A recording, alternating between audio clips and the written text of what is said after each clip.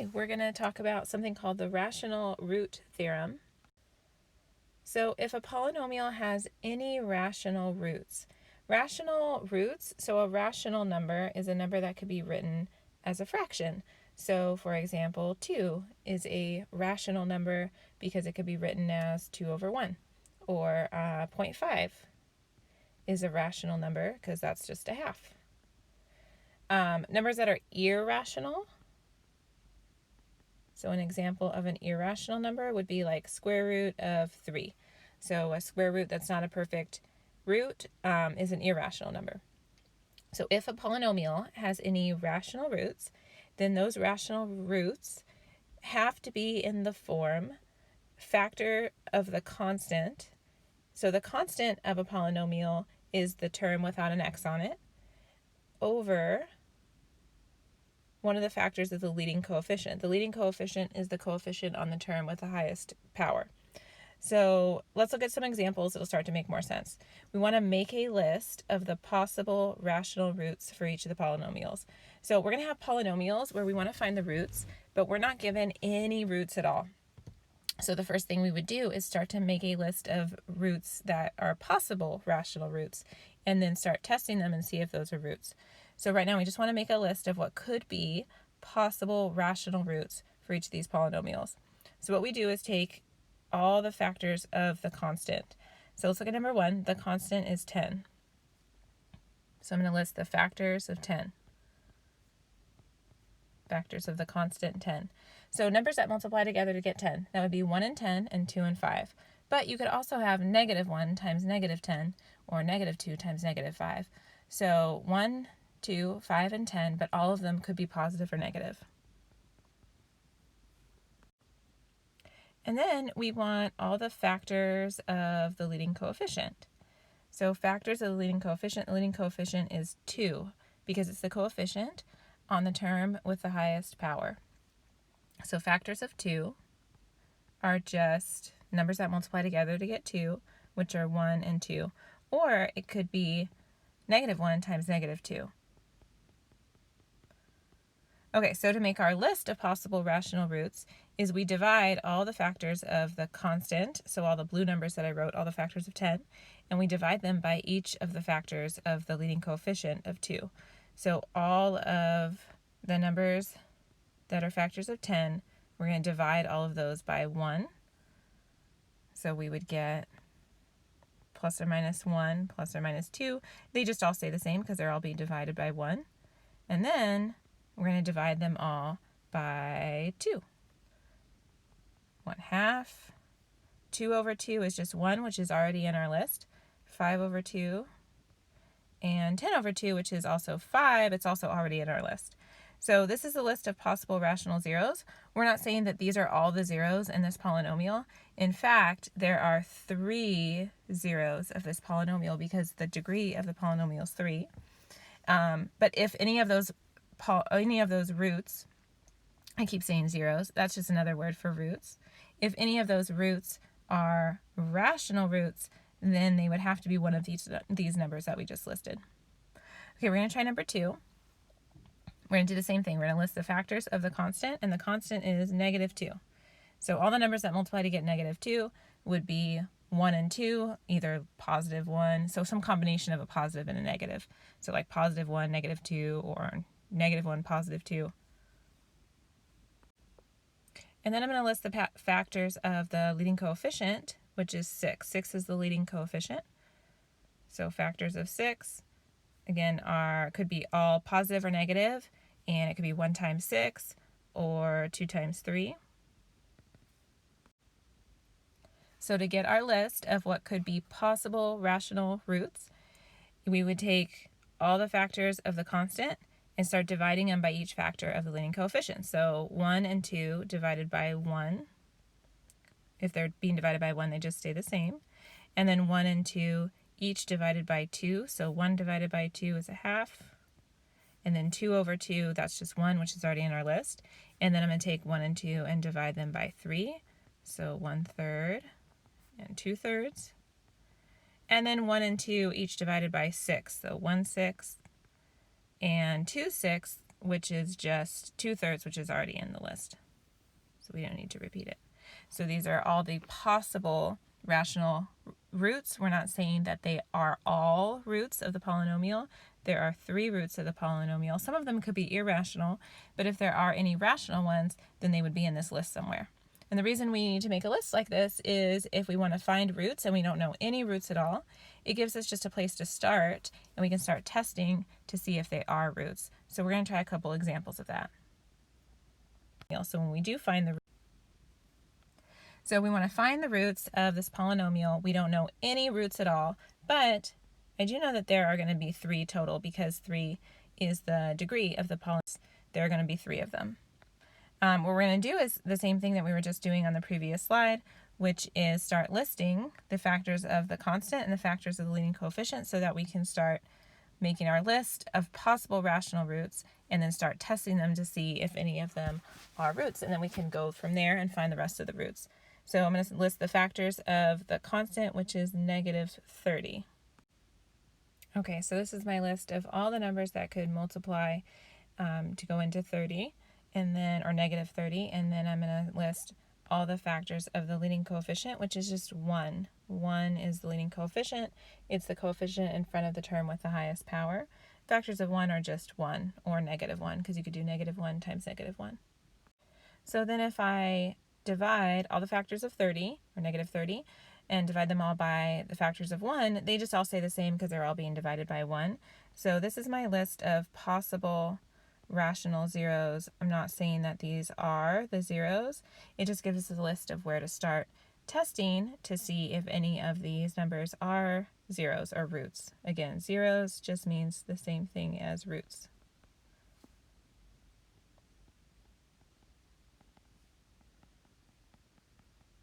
So I'm just taking all those blue numbers, dividing them by 1. They just stay the same. So there they all are. Don't worry if that seems like a lot. We don't have to test every single one of those numbers. We're just going to start testing them by plugging them into the polynomial and see if they equal 0. That's what it means to be a root. It's a solution or an x-intercept.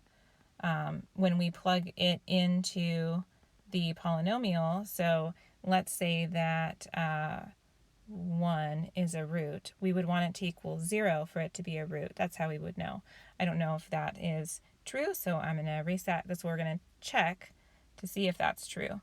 So I'm going to use synthetic substitution. We're going to test x equals 1 first. So we're just going to go through this list. We're going to do 1. If that's not a root, we're going to try -1, and then 2, -2, 3, -3, and so on. So I'm going to plug 1 in using synthetic, and I want to see if we get a 0 at the end there. I don't know if it's a 0. We're going to find out. So I'm going to list the coefficients. There's a 1x cubed, 6x squared, -1x, and -30. We bring the first number down, multiply to the number on the outside, put it under the next number, and then add, multiply, and this clearly is not equaling 0 at the end. So, and we're going to try the next number, which is -1. So I'm going to erase this and just plug in -1 instead. Okay, so now I'm just going to change this to -1 and then go through the same process. Bring down the 1, multiply, add, multiply, add, multiply again, not equaling 0 at the end. So now I'm going to try 2 for the next one. Okay, so I'm going to plug in 2, bring down the first number, multiply by 2, add, multiply by 2, add, multiply, add, and yay, I got a 0 at the end. So 2 is one of the roots.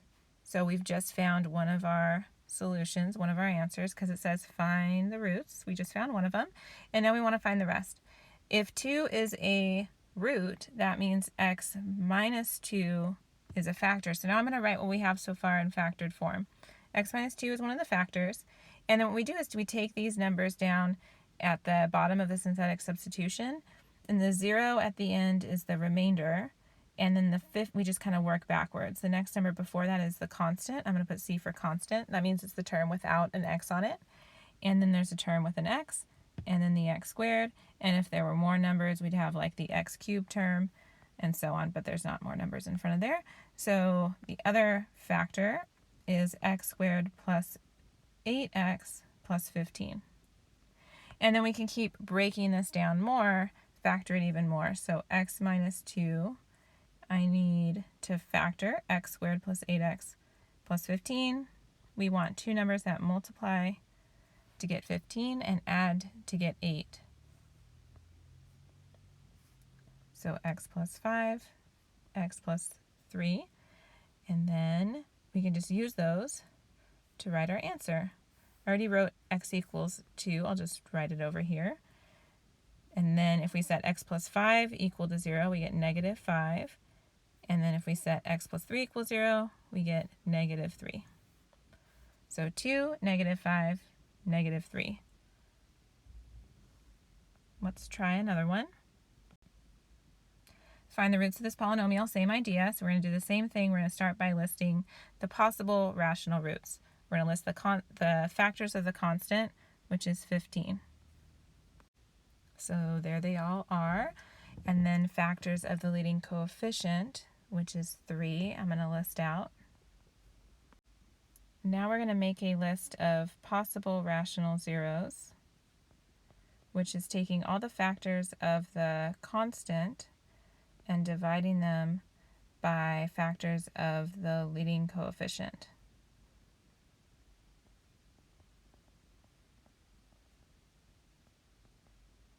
So if we just take all the numbers in blue, divide them by 1, the first number in green, they all just stay the same because they're all being divided by 1. And then we're going to take all of those 4 numbers and divide them by 3. So 1/3, 3 over 3, which is just 1, 5 over 3, and 15 over 3, which is just 5. Those are already in our list, so we're not going to list them again. And then we start testing them to find one of the roots. Once we find one, we don't have to keep testing the rest. So I'm going to start with x equals 1. So what that means is I want to plug it in and see if I get a 0 at the end down here. I'm going to list the coefficients, 3, 5, negative 47, and 15 along the top.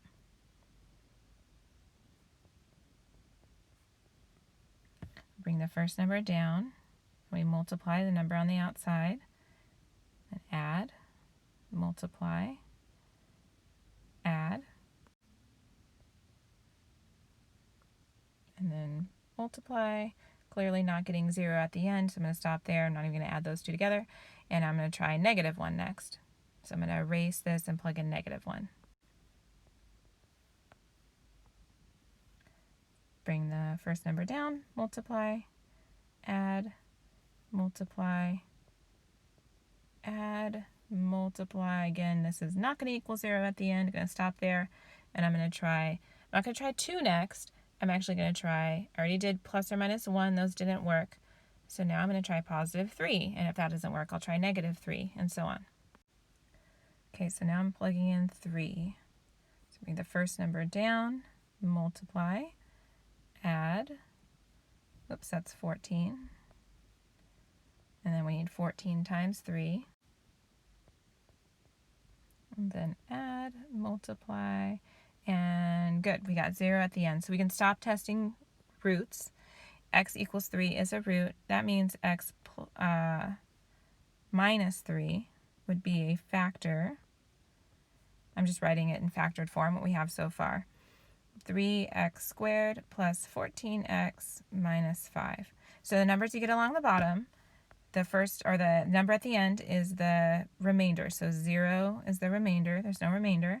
Negative 5 is the constant. And then 14 has the x on it. 3 is the coefficient for x squared. So that's how I'm getting the 3x squared plus 14x minus 5. Now we want to factor that so we can find the rest of the roots. Instead of testing all the whole rest of the list, we can just factor what we have so far. So I'm going to factor doing this. I'm going to put a b, c. I'm going to put a times c on top, so negative 15, and then b on the bottom, 14, and I need two numbers that multiply to get negative 15 and add to get 14, positive 14. And then what I do is make this little box method or area model. We put the first term in the first box, the last term in the last box, and then I use these numbers to write what goes in these other boxes, 15x and negative 1x. And now I can go along the side and factor out what the rows and columns have in common. So for example, this first column has I could factor out 3x, and then the last column negative 1. The top row I could factor out an x, and the bottom row I could factor out a 5. So then I have 3x minus 1, x plus 5, and I'm going to include that we had x minus 3 as another factor. The x minus 3 came from, we found a root of x equals 3. I'm just making sure to include that so I have the whole thing in factored form. Because sometimes a problem asks us to factor or write it in factored form, and that's what we would write, those 3 factors. But it's asking us to find the roots, so we get 1/3 if we set 3x minus 1 equal to 0, we would get 1/3. We set x plus 5 equal to 0, we get negative 5, and then x minus 3 equal to 0, we get 3. So those are all the roots. We have one more example. Same idea, we want to find the roots of this. So the constant is 8. I'm going to list all the factors of 8. And the leading coefficient is 1. So factors of 1 are just plus or minus 1. My list of possible rational roots would be all the factors of 8, all those numbers in blue, divided by all the factors of 1, which is just 1. That means they stay the same, plus or minus 1, all the way down to plus or minus 8. I'm going to write those out. Okay, so here they are, and I'm going to start testing. We'll start with just 1. So I'm plugging 1 in. I'm writing out all the coefficients, 1x to the 4th, negative 3x cubed, 6x squared, negative 12 for the x term, and then 8. Don't forget to fill in any missing terms. We don't have any in this, but sometimes you have to fill in a 0 if you have any missing terms. Bring the first number down and multiply, and we add, multiply, add, multiply, add, and we already found one of the roots. We don't have to test anymore. X equals 1 is a root. So I'm going to do the thing where I work backwards and 0 is the remainder. I'm going to use these numbers along the bottom to write the other factor. Once I found that 1 was a root, that means x minus 1 is a factor. And then I'm going to write out the other factor, but then keep breaking down that even more, factor it even more, so I could get the rest of the roots. So 0 is the remainder, negative 8 is the constant, 4 has a term on the x, I'm just kind of working backwards, and then x squared, x cubed.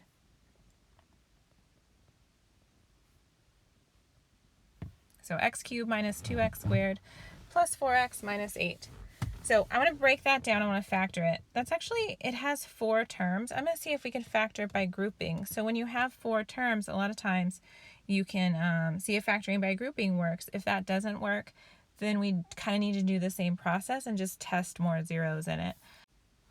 Okay, so I'm going to just rewrite this polynomial up here so we can see if factoring by grouping works.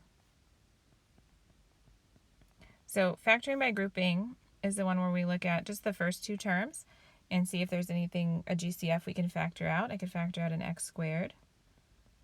And then we look at the last 2 terms, and same thing, I'm looking for a GCF in 4x and negative 8, and that would be 4. So I'm going to factor out a positive 4.